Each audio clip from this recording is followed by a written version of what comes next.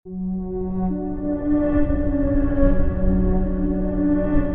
की घटना, जिसे आप एक कहानी भी मान सकते हैं, एक बहुत ही महत्वपूर्ण सबक और चेतावनी है, खासकर उन किशोरों के लिए जो अपनी लाइफ में रोमांच चाहते हैं। जवानी के जोश में नई चुनौतियों को स्वीकार करने का उत्साह रगों में दौड़ता है और इस उम्र में नए एडवेंचर करने में बहुत मजा आता है।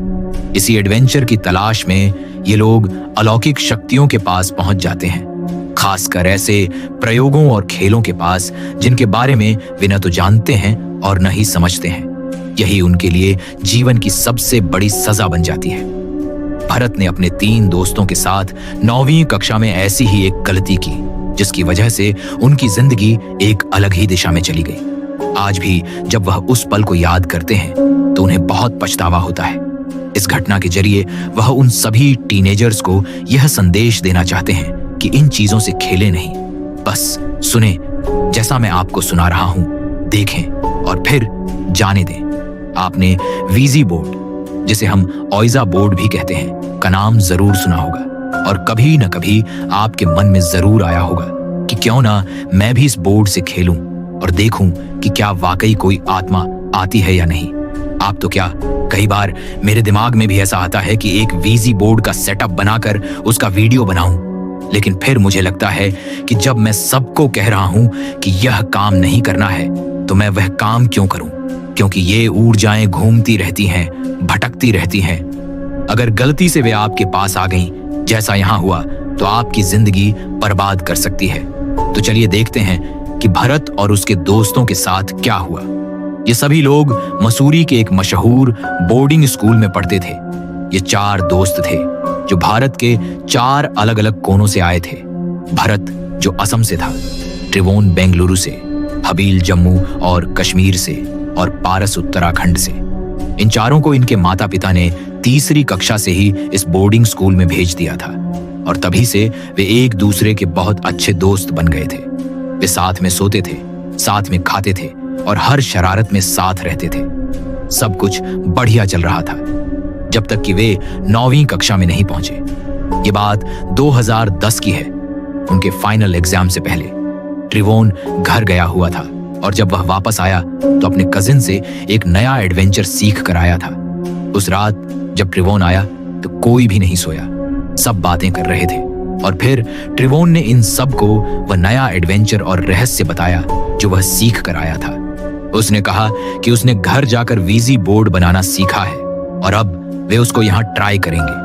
उसने बताया कि उसके कजिन्स ने उसे वीजी बोर्ड का इस्तेमाल और उसे बनाना सिखा दिया है। वीजी बोर्ड का नाम सुनते ही सभी के रोंगटे खड़े हो गए, क्योंकि उन्होंने इसका नाम तो सुना था, लेकिन यह कैसे काम करता है और इसे कैसे बनाते हैं, यह उनमें से किसी को नहीं पता था। यह सुनकर सब बहुत उत्साहित हो गए, लेकिन इसी के साथ साथ वे यह भी जानते थे कि वीजी बोर्ड बच्चों के खेलने की चीज नहीं है, क्योंकि इसके जरिए वे आत्माओं को बुला सकते हैं और अगर कोई बुरी आत्मा आ गई तो वह उनका नुकसान कर सकती है।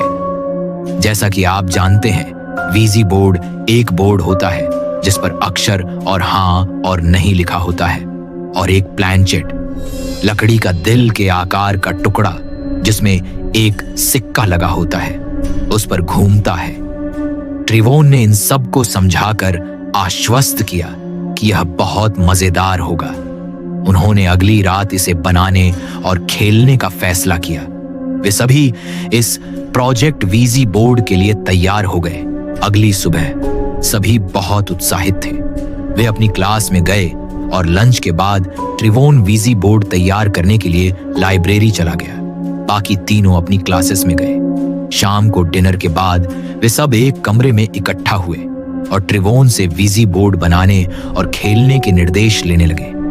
रात के करीब 10 बज चुके थे। उन्होंने फैसला किया कि वे रात 11:30 भरत के कमरे में मिलेंगे, क्योंकि उन्हें ठीक 12 बजे अपना प्रोजेक्ट वीजी बोर्ड शुरू करना था। भरत के कमरे को चुनने का एक बहुत बड़ा कारण था।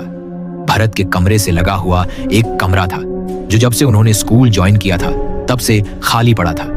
कहा जाता था कि 1992 और 2001 में उस कमरे में 2 छात्रों की मौत हुई थी। एक ने खुदकुशी की थी और दूसरे की मौत का कारण पता नहीं चला। हालांकि किसी को भी उस कमरे में कभी कोई अलौकिक गतिविधि महसूस नहीं हुई थी। इसके अलावा भरत के कमरे और उस खाली कमरे का बाथरूम कॉमन था, जिससे वे आसानी से उस कमरे में जा सकते थे। रात 11:45 तक सभी भरत के कमरे में आ चुके थे। उन्होंने अपना कमरा बंद किया और बाथरूम के रास्ते खाली कमरे में पहुंचे। ट्रिवोन ने अपना वीजी बोर्ड निकाला। उसके चारों कोनों पर 4 मोमबत्तियां जलाईं और वे चारों दोस्त उसके चारों तरफ बैठ गए। ट्रिवोन ने सबको समझाया कि उन्हें अपनी एक एक उंगली प्लानचेट पर रखनी है और सिर्फ कुछ खास सवाल ही पूछने हैं। उन्होंने तय किया कि पहला सवाल यह होगा कि अगर यहाँ कोई आत्मा है या यहाँ से कोई आत्मा गुजर रही है तो वह इस प्लानचेट को हाँ की तरफ लेकर जाए। ठीक 12 बजे उन्होंने अपना प्रयोग शुरू किया। सभी ने आंखें बंद कर लीं और प्लानचेट पर उंगली रख दी। वे सभी पहली बार ऐसा कुछ करने जा रहे थे, इसलिए वे बहुत घबराए हुए थे। उन्होंने उस लाइन को दोहराना शुरू किया। करीब 20 मिनट तक दोहराते रहे, लेकिन प्लानचेट में कोई हलचल नहीं हुई। ट्रिवोन ने उन्हें पहले ही बता दिया था कि इसमें समय लग सकता है। 1 घंटा गुजर गया, लेकिन कुछ भी नहीं हुआ। पारस ने कहा, चलो अब सब आंखें खोलते हैं, कुछ नहीं हो रहा। सबने आंखें खोली और एक दूसरे को देखकर बहुत जोर से हंसने लगे, ये सोचते हुए कि वे कितने बेवकूफ थे कि एक आत्मा का इंतजार करते रहे।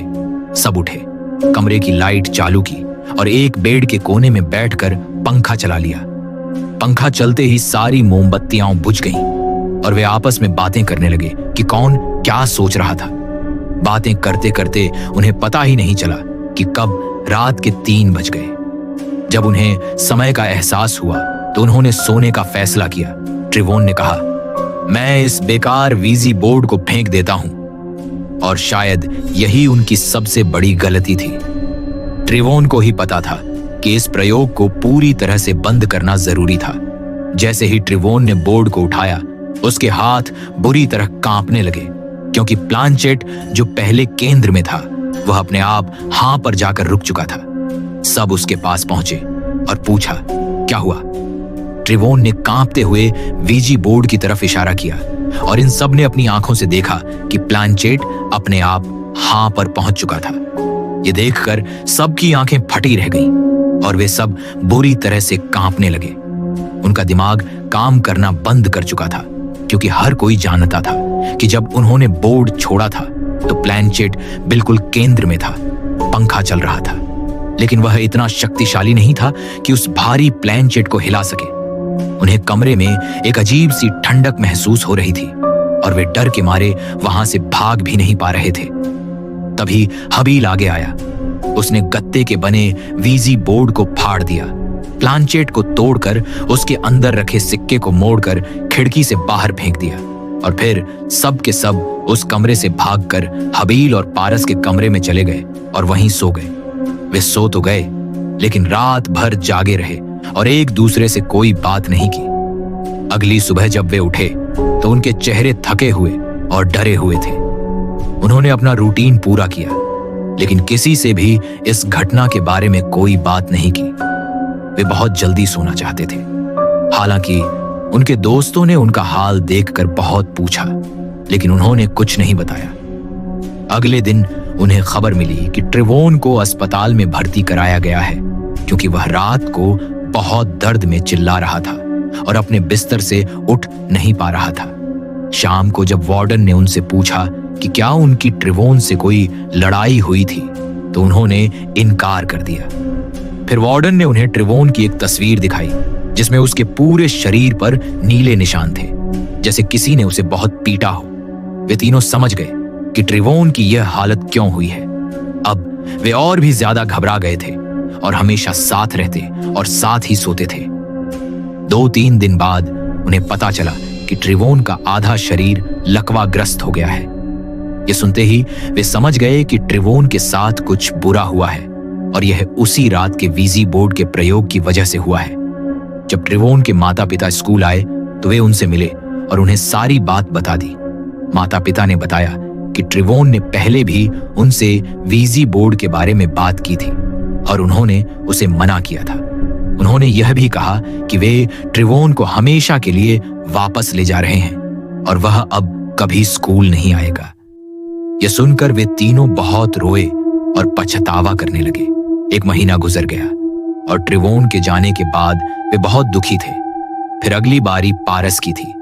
इस पूरे समय में पारस सबसे मजबूत दिख रहा था, लेकिन एक दिन जब वे सब मेस में लंच कर रहे थे, पारस बस खिड़की से फुटबॉल ग्राउंड की तरफ घूर रहा था। जब सब ने आंखें बंद करके दुआ शुरू की तो पारस ने अपनी हथेलियों से जोर से टेबल पर मारा। उसकी आंखों में एक अजीब सा गुस्सा था। जब हाउस बॉय ने उसके कंधे पर हाथ रखा तो वह वहीं बेहोश हो गया। उसे तुरंत स्कूल की डिस्पेंसरी ले जाया गया। भरत और हबील को यह देखकर सदमा लगा, क्योंकि उन्हें पता चल गया था कि उस बुरी शक्ति ने अपना अगला कदम उठा लिया है। रात को उन्हें पता चला कि पारस को बहुत तेज बुखार है। अगली सुबह जब वे उससे मिलने गए तो देखा कि उसका शरीर अकड़ा हुआ था और वह अब भी दीवार की तरफ घूर रहा था। वह उनकी बात का कोई जवाब नहीं दे रहा था। उसी रात देर रात उन्हें बाहर चिल्लाने की आवाजें सुनाई दी। उन्होंने एक गार्ड से पूछा तो उसने बताया कि पारस ने डिस्पेंसरी की छत से छलांग लगा दी है और सब उसे अस्पताल लेकर गए हैं। सबसे अजीब बात यह थी कि उस डिस्पेंसरी की छत पर जाने का कोई रास्ता नहीं था। किसी को भी समझ नहीं आ रहा था कि पारस छत पर कैसे पहुंचा। भरत और हबील बहुत डर गए थे। उन्होंने अगले दिन अपने स्कूल के काउंसलर से बात की और उन्हें बताया कि वे बहुत परेशान हैं और घर जाना चाहते हैं। काउंसलर ने तुरंत उन्हें छुट्टी दे दी। फिर हेडमास्टर ने उनके माता पिता को फोन करके पूरी स्थिति समझाई और कहा कि वे उन्हें दिल्ली तक भेज रहे हैं और एक मनोवैज्ञानिक से भी मिलवा रहे हैं। इसके बाद हबील अपने पिता के साथ श्रीनगर चला गया और भरत अपने भाई के साथ असम। घर पहुंचकर भरत और हबील ने ट्रिवोन को फोन किया तो उसने ज्यादा बात करने से मना कर दिया और कहा कि वह ठीक हो रहा है। फिर उन्होंने पारस को फोन करने की कोशिश की, लेकिन कोई जवाब नहीं मिला। 2-3 दिन बाद पारस की मां ने फोन उठाया और बताया कि उसके दोनों पैरों में फ्रैक्चर हो गया है और उसके शरीर में ईंटें और पत्थर घुस गए थे। उन्होंने यह भी कहा कि पारस अब भी उनसे बात नहीं करना चाहता। इसके बाद भरत ने हबील को फोन किया, लेकिन उसका फोन बंद आ रहा था। वह बार बार कोशिश करता रहा, लेकिन फोन बंद ही आता रहा। स्कूल से उसे पता चला कि हबील ने भी स्कूल से अपना नाम वापस ले लिया है और अब वह कभी वापस नहीं आएगा। इस घटना के बाद भरत का मानसिक संतुलन बिगड़ने लगा। उसे बहुत गुस्सा आने लगा और उसे हर वक्त ऐसा महसूस होता था कि उसके आसपास कोई है।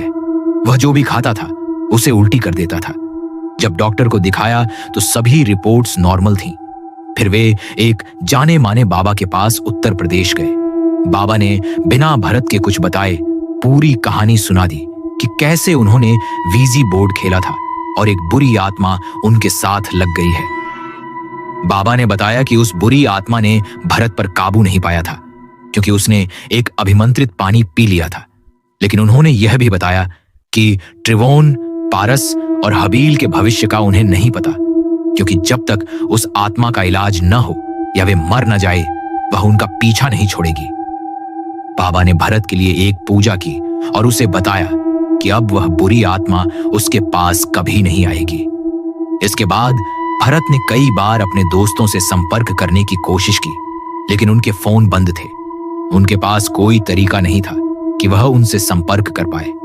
इस घटना की वजह से उन सबको अपना स्कूल छोड़ना पड़ा और दूसरे स्कूल में उन्हें अपना पूरा साल दोबारा पढ़ना पड़ा।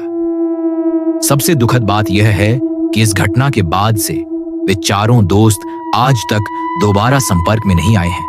अगर संयोग से ट्रिवोन, पारस या हबील यह कहानी सुन रहे हैं तो आप मेरे जरिए एक दूसरे से संपर्क कर सकते हैं। आप कमेंट सेक्शन में बता सकते हैं। इसके साथ ही भरत सभी युवाओं को एक संदेश देना चाहते हैं। जिन चीजों को आप मजाक और एडवेंचर समझते हैं, लेकिन जिनके बारे में आपको कोई जानकारी नहीं है, उन्हें कभी नहीं छेड़ना चाहिए। हो सकता है कि कुछ लोग यह प्रयोग करें और उनके साथ कुछ न हो, लेकिन कुछ लोगों के साथ कुछ हो सकता है, जैसा इस मामले में हुआ, और यह आपकी जिंदगी के लिए खतरनाक बन सकता है। अगर कोई आपके सामने आकर कहता है कि वह आत्माओं को बुला सकता है या कोई ऐसा खेल खेलता है, तो उसे साफ साफ नहीं कह दें, क्योंकि आपको नहीं पता कि यह खेल सफल होगा या नहीं। लेकिन अगर गलती से सफल हो गया और कोई बुरी आत्मा आ गई, तो आपकी जान पर बन सकती है। इसलिए सतर्क रहें, सावधान रहें और ऐसे खेलों से दूर रहें। अगर आपको भी अपनी कहानियां मुझे भेजनी है, तो मैंने डिस्क्रिप्शन में एक ईमेल आईडी दी है, जहां आप अपनी कहानियां भेज सकते हैं।